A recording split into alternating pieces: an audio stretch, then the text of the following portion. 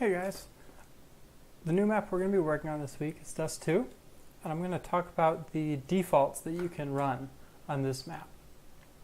So basically on T-side, what you're going to do is you're either going to take long control or you're going to take mid control.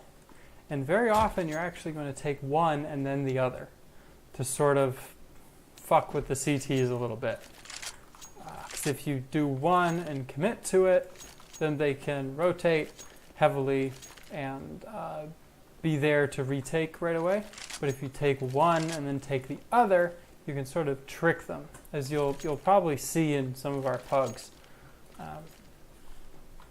So if we're going to do a long control take, the first smoke you should throw is this one, and that's a real fast lineup to throw the perfect long corner smoke.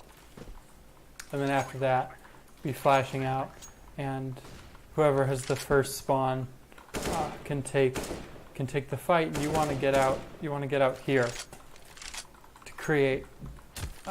First of all, never stop in the door, but you don't want to get knife out all the way out to blue bin. So something in the middle. Get out to here, and then take fights. You'll probably be blind, in which case you can knife out to blue bin. And then you want to watch out for this angle, because that's where the CT will shoot at you from. Although they can be at any of these angles. Once you're out, you want to take fights with the car player, especially if you have some backup and can throw some nades. However, you don't really want to fuck with this angle, because if there's this, it's really hard to kill a CT at that angle unless you get like a nade stack or someone gets a molly onto the site. So don't mess with that. Mess with car and then fall back, and then maybe we'll, like Inferno, where in Inferno you'll take B control and then you'll come back and go mid, and then you'll go B.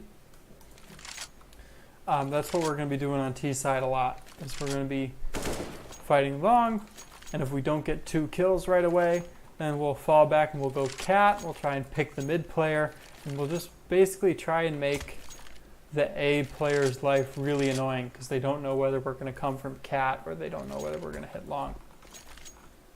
That's the idea anyway.